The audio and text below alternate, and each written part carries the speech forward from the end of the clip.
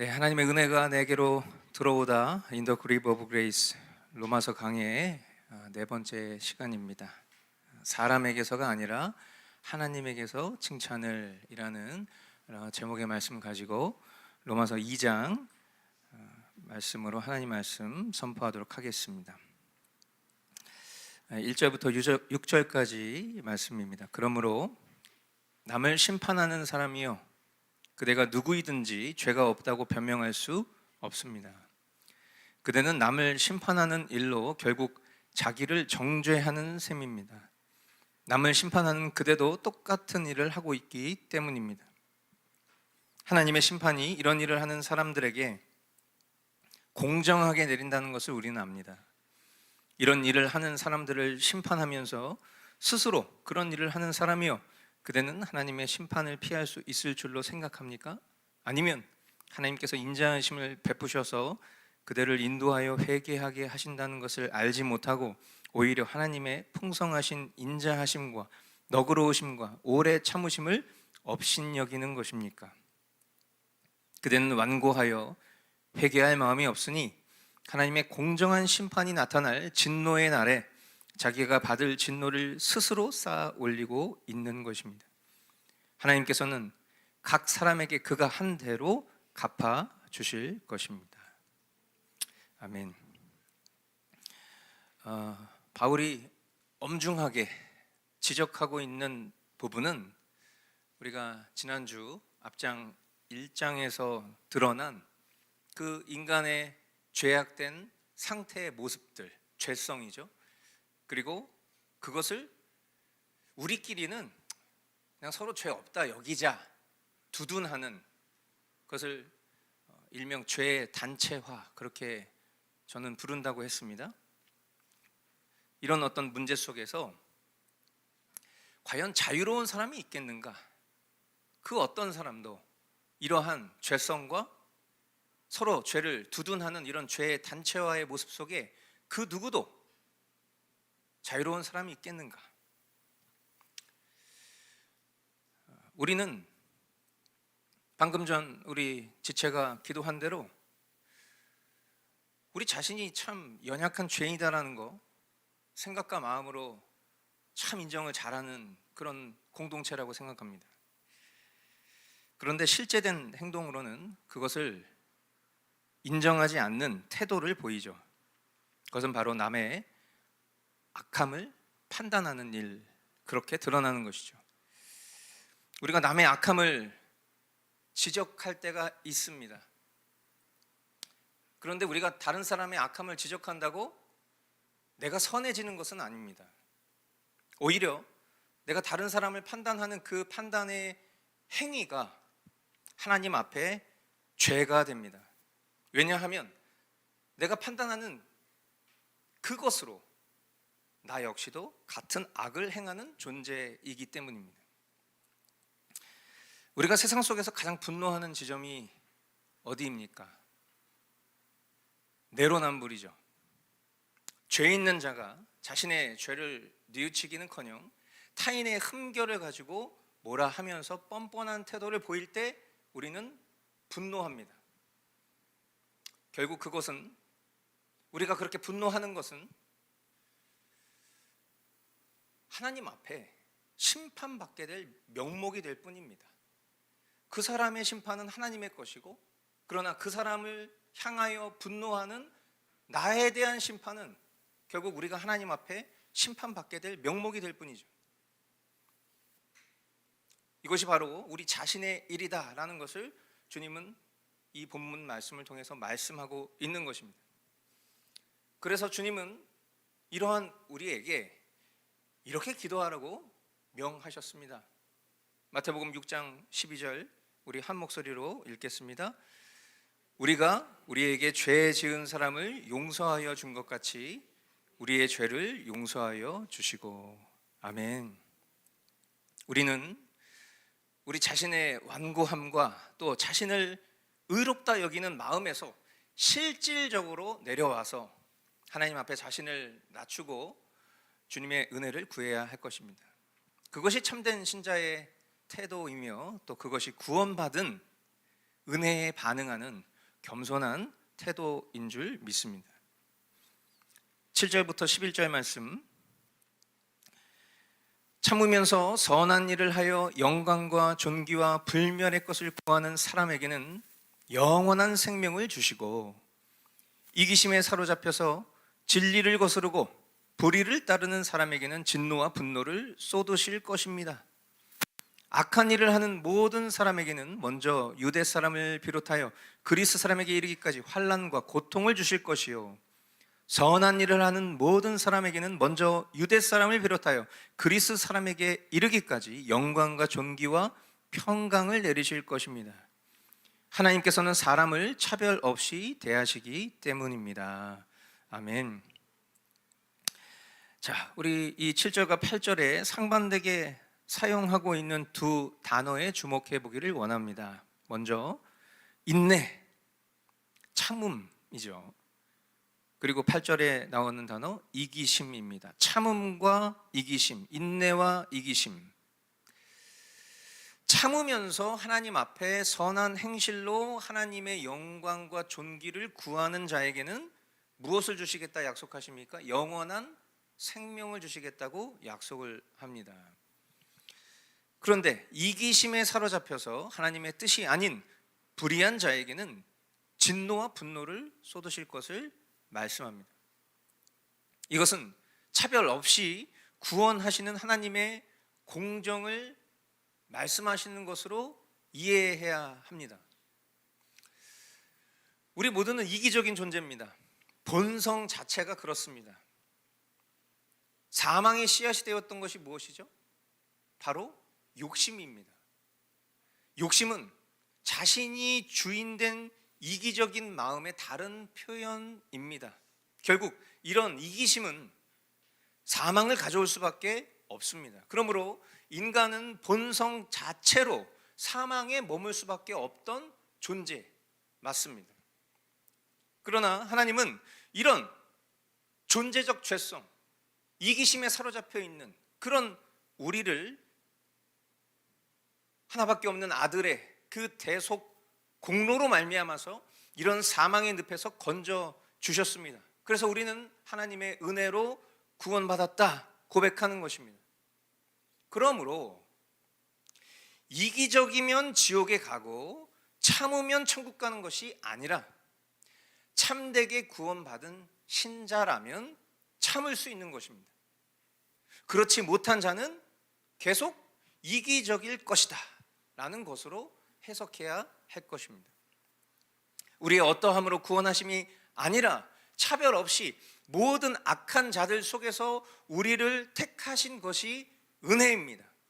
저와 여러분 삶 가운데 이 주님의 은혜로 말미암아서 우리가 인내할 수 있는 그런 복이 임하기를 축복합니다. 이기적인 마음은 그리스도와 함께 십자가에 못 박혔음을 믿음으로 여기실 수 있기를 또한 축복합니다. 12절로 16절 말씀, 율법을 모르고 범죄한 사람은 율법과 상관없이 망할 것이요, 율법을 알고 범죄한 사람은 율법을 따라 심판을 받을 것입니다. 하나님 앞에서는 율법을 듣는 사람이 의로운 사람이 아닙니다. 오직 율법을 실천하는 사람이어야 의롭게 될 것이기 때문입니다. 율법을 가지지 않은 이방 사람이 사람의 본성을 따라 율법이 명하는 바를 행하면 그들은 율법을 가지고 있지 않아도 자기 자신이 자기에게 율법입니다. 그런 사람은 율법이 요구하는 일이 자기의 마음에 적혀 있음을 드러내 보입니다. 그들의 양심도 이 사실을 증언합니다. 그들의 생각들이 서로 고발하기도 하고 변호하기도 합니다. 이런 일은 내가 전하는 복음대로 하나님께서 그리스도를 내세우셔서 사람들이 감추고 있는 비밀들을 심판하실 그날에 드러날 것입니다. 아멘. 자, 이 말씀이 다소 우리에게 어려울 수 있지만 간단합니다. 얘기하고자 하는 것은 명확해요. 율법을 모르고 범죄할 수 있죠. 하나님의 법도를 모르고 인간이 범죄할 수 있습니다. 그런데 그럼에도 불구하고 그 사람이 망하는 이유는 율법과 상관없이 망하는 것입니다. 율법을 안 사람이 범죄했다면 그 율법 때문에 심판받는다, 그 얘기를 하고 있는 것입니다. 이 말을 한 줄로 요약하면 이렇습니다. 의인은 없다. 단 한 사람도 없다. 그런 측면에서 우리가 다시 생각해 보자면 율법을 모르고 범죄한 사람은 자신이 율법을 몰라서 죄를 범했다, 그렇게 항변할 수 있겠으나 알고 모르고와 상관없이 그는 범죄를 저지른 상태입니다. 결국 자신이 지은 죄에 대한 죄책을 질 수밖에 없는 죄인의 상태인 것입니다. 우리가 아무리 몰랐다고 제가 기억이 잘 나질 않아요, 제가 술을 마셔서요, 아무리 그렇게 얘기한들 범죄한 사실과 그에 따른 결과에 대한 책임을 지는 것은 지금 이 본문이 얘기하는 것과 같은 개념이라는 거죠. 율법을 몰랐다고 항변할 수 있는 여지는 없다. 동시에 율법을 아는 사람입니다. 아마 하나님의 자녀된 백성, 신자이겠죠. 그러면 그 사람은 율법을 아는데, 하나님의 법도를 아는데 그럼에도 불구하고 죄를 지었다면 그것은 말할 나위 없는 죄책을 지게 되는 것입니다. 결국 무엇입니까? 인간은 다 죽을 죄인이라는 거예요. 아무리 자신은 율법을 몰랐고 자신은 율법의 적용을 받지 않는다고 항변한들 그 존재 내면에 새겨진 하나님을 부정할 수 없는 그 마음, 우리가 지난번 계시에 대해서 배웠을 때도 하나님은 우리를 창조하실 때, 여기서 말하는 우리라는 것은 믿는 신자들만 말하는 것이 아니라 하나님의 형상대로 지어진 모든 인간 내면에는 그 하나님을 알 수밖에 없는 그런 존재적 빛을 허락해 주셨다라고 우리가 교리를 통해서 배웠지 않습니까? 그것을 보편적인 언어로는 양심이라고 말합니다. 양심이 있는 사람이라면 누구나 선의 본체가 되시는 그 하나님의 성품을 모르고 거스를 수 없다라는 것을 변증하는 것입니다. 그러므로 간혹 우리는 이런 내용들에 대한 응용 질문들을 살면서 받게 됩니다. 뭐 이런 거죠. 이순신 장군님은 지옥에 갔나요? 천국에 갔나요? 복을 듣지 못한 저기 아프리카 오지의 그 착한 어린 아이는 그러면 지옥 가는 건가요? 여러분, 이런 질문들 가끔 들을 때마다 당혹스럽기도 하고 그것에 대해서 내가 어떻게 대답을 해줘야 될까 굉장히 고민합니다. 그런데 결국 이런 질문들은 오늘 본문 내용에 대한 응용 질문일 뿐입니다. 하나님의 심판과 은혜 사이에 어떤 허점 같은 공간이 있을 것 같은 착각, 그래서 그 공간으로 인해서 하나님의 완전성을 훼손시키거나 또는 다른 구원의 방식이 있지 않을까, 또는 인간의 행위로 인한 구원으로 결론 내고 싶어하는 그런 인간의 아주 간악한 마음인 것이죠. 잊지 마십시오. 우리는 모두 본래의 지위가 사망입니다. 날 때부터 우리 모두는 죽을 죄인으로 태어나는 것입니다. 날 때 중립으로 태어나는 것이 아니에요. 선을 행하면 중립 상태에서 천국 갈 운명이 되고, 악을 행하면 중립 상태에서 사망에 이르는 자신의 구원을 자신이 판단하고 결정하는 지위에 있는 것이 아니라 모든 인간은 날 때부터 사망에서 태어나는 것입니다. 그러므로 그 상태에서 누군가가 죽었다 하더라도 그것에 대해서 항변할 수 있는 인간은 아무도 없어요. 그러나 그런 존재였던, 죽을 지위에 놓여져 있었던 그 상태에서 건진받은 은혜가 비로소 진정한 은혜일 뿐, 우리는 누군가의 구원 문제에 대해서 함부로 말하거나 또 동시에 그것을 변론하는 일로, 뭔가 그럴 수도 있겠다, 그렇게 변론하는 일로 하나님의 신성을 모독해서는 안 될 것입니다. 율법을 모르는 자도 그가 지은 죄책으로 심판받는 것, 율법을 아는 자, 그 율법 때문에 심판받는 자일 수밖에 없다는 것, 성경은 우리에게 우리의 존재를 그렇게 말하고 있어요.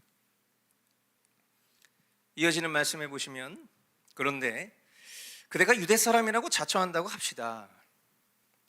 그래서 그대는 율법을 의지하며 하나님을 자랑하며 율법의 가르침을 받아서 하나님의 뜻을 알고 가장 선한 일을 분간할 줄 알며 눈먼 사람의 길잡이요 어둠 속에 있는 사람의 빛이라고 생각하며 지식과 진리가 율법의 구체화된 모습으로 들어있다고 하면서 스스로 어리석은 사람의 스승이요 어린아이의 교사로 확신한다고 합시다.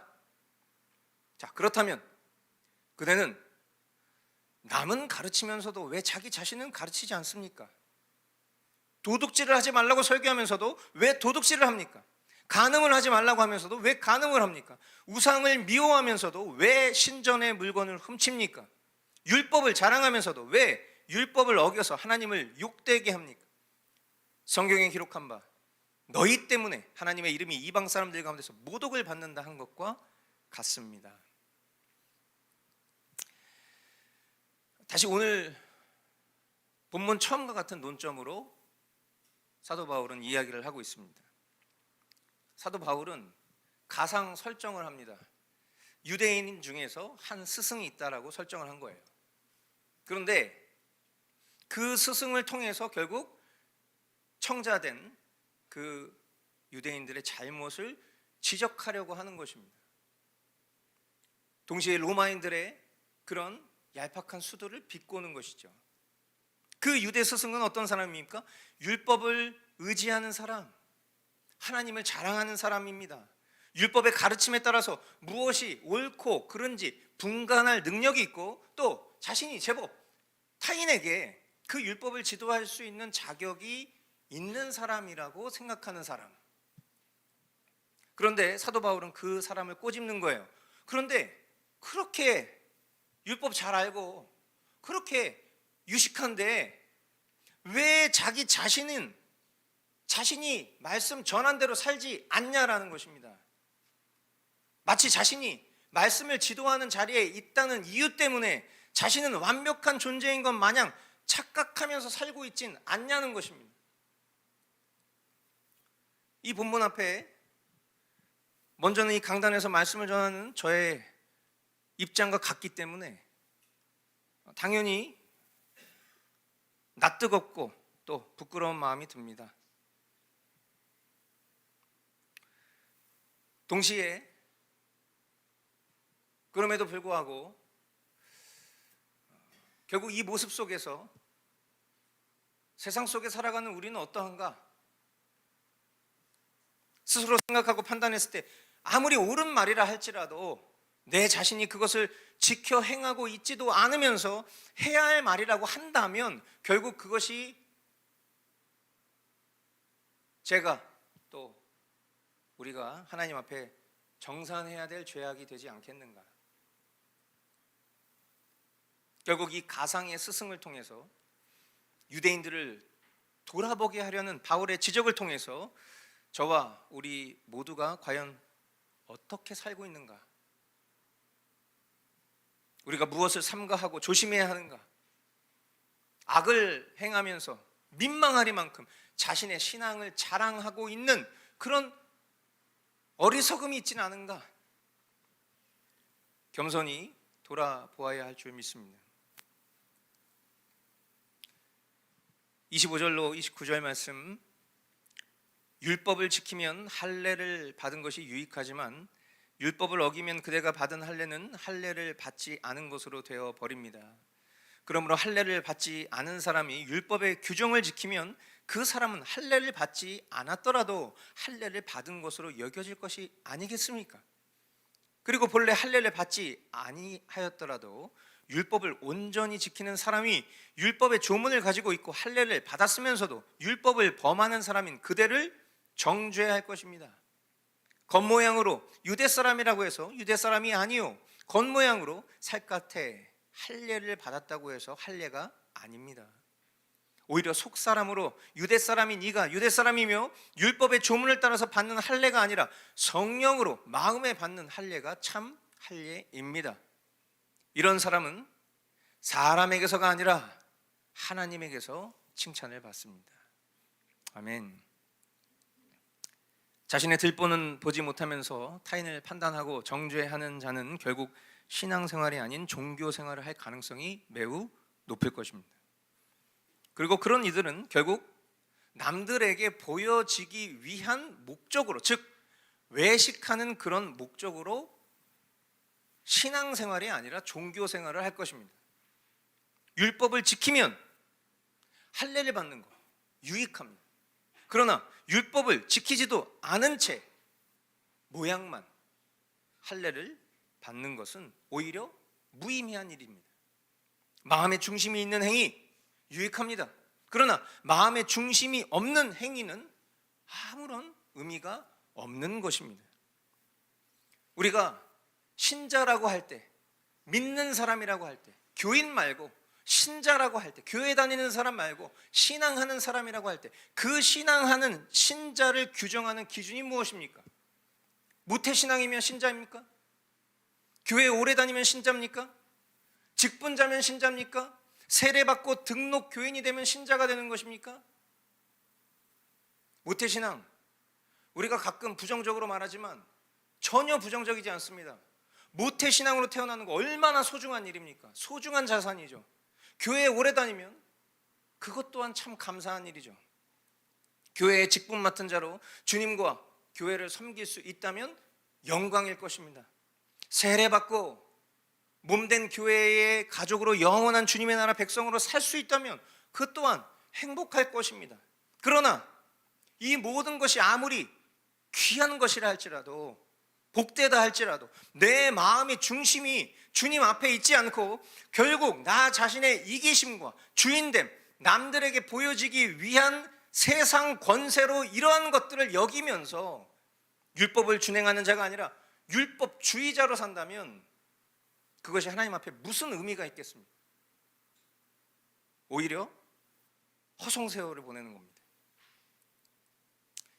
기독교 신앙은 우리의 죄된 존재로부터 하나님의 거룩한 부르심 속에 돌이켜 회개하고 거듭나 믿음을 취하여 하나님께로부터 의롭다 여김을 받고 자녀됨을 획득하며 영광스러운 주님의 형상을 회복하는 것, 그것이 본질입니다. 바라기는 오늘 이 자리에 함께 예배하는 우리 모든 교우들이 하나님 앞에 외식적인 존재로 살지 않고 늘 주님 앞에 나 자신이 비난하는 대상과 조금도 다를 것 없는 존재가 바로 나라는 그런 겸손한 마음으로 주님의 은혜를 구하며 오늘도 허락하신 지금 또 오늘이란 시간에 진실되이 살아가는 그런 신자된 모두 될 수 있기를 주님의 이름으로 축복합니다. 기도하겠습니다. 이 시간 우리 함께